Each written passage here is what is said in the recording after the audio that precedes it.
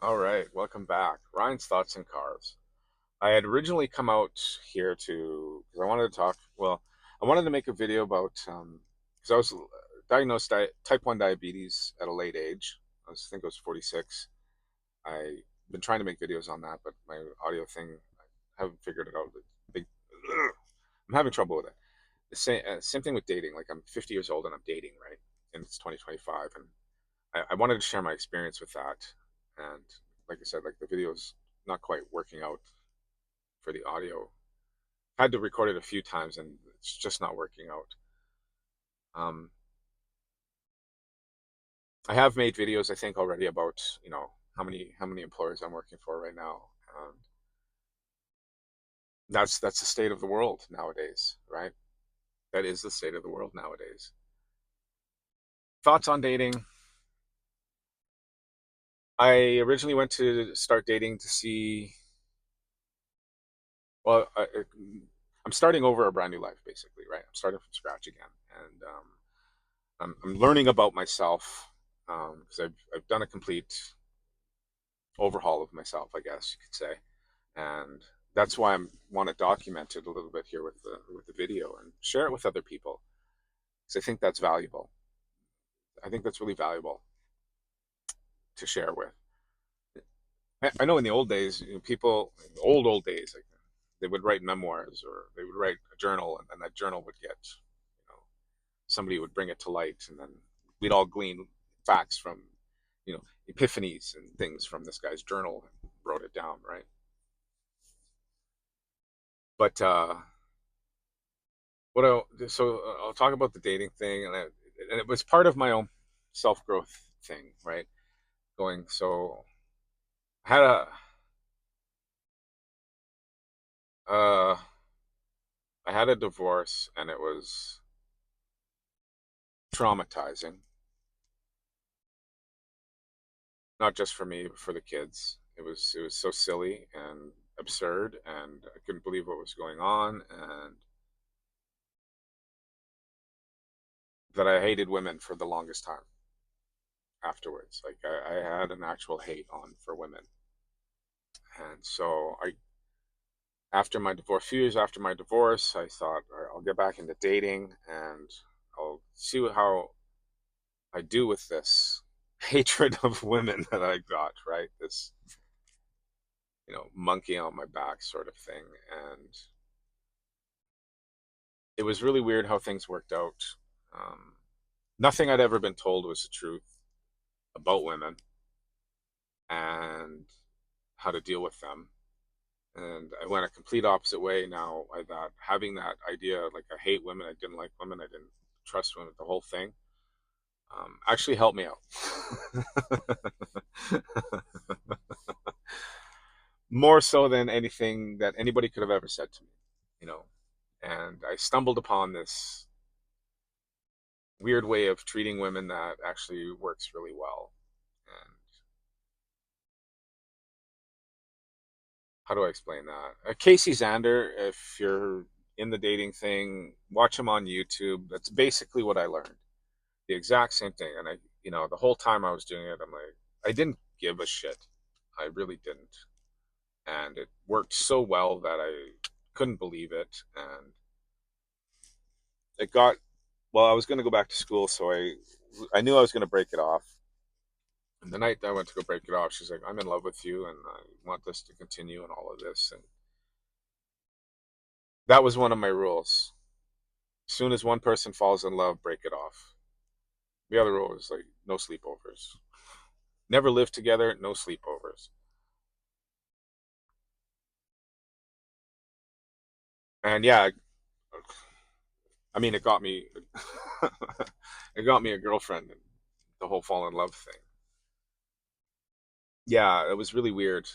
So yeah, I have been dating. I've been learning a lot about myself and how I am around women, sort of thing, and that's been absolutely gold mine of information for myself. I've actually shut off all my apps, and I'm not doing that now anymore for the next little bit here. What else? The diabetes thing. Living, yeah. So uh, as you get older, the more health problems you get, right? The type 1 diabetes was a shocker. I did go into depression afterwards because it was getting confusing, weird. It doesn't really matter. Well, it does matter, but I have to say it. But you know, the best thing I was doing was not eating, or I was injecting myself with tons of insulin and then eating to keep up, and that was the best way for me to keep my A1C low at a 5.1. And then I went in and talked with the diabetic nurse and the nutritionist again, and they're like, "No, you can't do this. You can't do that. You can't do that. You have to eat the carbs. You have to do all of this and all of this and all of that." And I gave up on it, and I had high blood sugars after that. Like I just didn't give a shit anymore. I'm like, whatever you're saying isn't working. So what's the point of even doing it?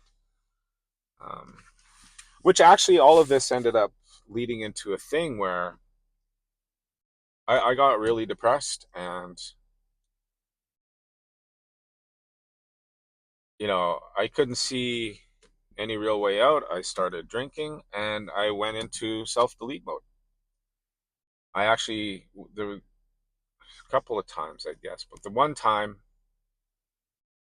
like, I had actually given up. I had no value for myself. I had, you know, even the people that cared and loved for me, I couldn't keep it together for me. I didn't fit into society anymore. Society didn't want me. I'm white enough. I got news from my job that I wasn't going to be hired full time because the manager came. He said, the first thing we have to hire is female indigenous, then women of color, and then women in general, and then people of color, and white men are not on the list of hiring. And when the numbers came around for him to hand out, he's like, the woman got it, the minorities got it, and you know, that was it. So I checked out of society completely. Completely checked out of society. I mean, I did go to school. I did go to university for a master's in clinical psychology, but that was earlier on. But afterwards, after all of this news and all of this was going on, and nothing I could do, nothing I was doing was right. Um, I I I was gonna go and do the thing, and I knew it was wrong with all my training and everything. I actually phoned a helpline, and the two guys on the end of the line, they were really good. Thank you very much. And I drove myself and checked myself into a mental hospital. Sorry, was it a mental hospital? It was kind of like that. It wasn't a rehab center or anything like that. Yeah, it was like a mental ward thing. Fuck, best best time of my life. One of the best days I've ever had in my life was in that place. I think I was there for 2 weeks. I highly recommend it. I do.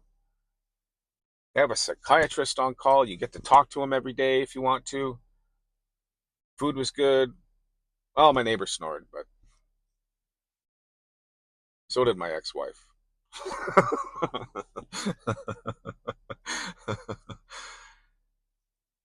And you just got to focus on yourself, sort of thing. And I mean, they had an Alcoholics Anonymous thing there. You could go and do crafts. I think, you know, and everybody there had some. Well, the guy that I was in my room with, his wife dropped him off because she needed respite from caring for him. He was a handful. Um, but word got around. I don't know how, that I was one of those people that had tried to do the thing, and so there was a small community of us in there, you know, not understanding why we want to do this thing,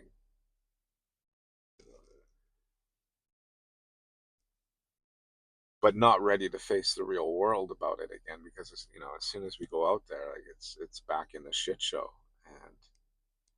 and there is no support for decent people. You're condemned.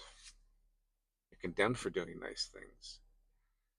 You're pounced upon. You're preyed upon. You're you know people seek it out, and once they see it, they go for the jugular, right?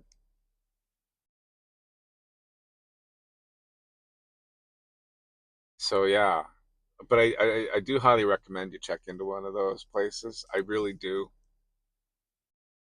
Every time I think, like, I can't believe I did it in the first place, but like every time I think back on it, like I get this really big smile on my face because it was a really nice place to be. It was, it's not like we were doing paintings like, mentally messed up people or anything, right? But we were, but it was no, I was not even on medications or anything. I was chewing gum for smoking, but yeah, it was really interesting. And the funny thing was, is that before I was leaving there, he's like, "Do you want to go out with your parents? Like, do you feel okay to leave? And go have lunch with your parents, sort of thing, right?" And I was like, "I don't know. Kind of like it here." I actually went out and had a lunch with my parents. They came in every day. They were always there for me. So was my daughter, and I really have to thank them for that. Without that, I wouldn't be here today. 100%. I wouldn't be here today. Went out and had lunch with them, and it felt weird being out of that place. It felt really weird. Like I don't know how to explain it. I was just weird. I was in an alternate universe kind of thing, like Bizarro Earth. And then I went back and I had finished out the week there, and I was talking with the psychiatrist. He's like, "So how'd it go?" And I was like, "Yeah, it was good." I said it was really weird though. Like I don't know why. I don't know why it felt weird, but it felt really weird. And he goes, "Okay, well, that's no problem. Just let me know, right?" He's like, and the other thing here, he said, "There's nothing really wrong with you." Yeah, this, that, and the other thing. He goes, "But there's nothing really wrong with you, and I think you're a fully healthy, competent person. I think you got into the booze, and you know, it's that automatically leads you into depression, which is why you ended up here." You he's like, how do you feel about drinking? Like, I don't feel like drinking at all, whatever. And he's like, okay, like, not to pressure you or anything, but I think you're good enough to go. I'll sign papers when you want me to sign papers. When you're ready to go, like, we could use the space for other people, and just to let you know, like, you're fine. And I said, okay. And the parents came, and it was kind of funny because there was a Asian girl that came in. Her parents brought her there, and they were there at every meal with her, and she looked like uh, oppressed, man. And I remember when they were signing me out, and we were at the front desk, and I was trying to leave. One, that little Asian girl, young Asian girl, not little, but young Asian girl. I didn't know this was happening. I was at the desk, but my daughter was behind there, standing with some bags of my stuff, and she quietly stood beside her, and I did see that. I did see she was standing beside my daughter, but she said, "Help me get out of here." She actually said that to my daughter, right? My daughter told me this afterwards, and it was just weird. I could see why that chick was in the mental hospital. Her parents drove me nuts watching them with her, right? Like, I couldn't imagine living like that. It was just, yeah, weird things happening. But yeah, it was great. Glimpse into life. 50 years old, 2025. This is what took to get here and start over. If you identify with anything, say it in the comments. If you like it, anything that I've said so far, hit the like button, of course. And the comments are not for me, they are for everybody else who watches this video and scrolls down and gets to see something I didn't say, something I don't know about. I'm just some guy sitting in a car, but you have something inside of you that is smart and ingenious and a take on the world that nobody else has, but probably needs to see in the comments. All right, I'll see you on the next one.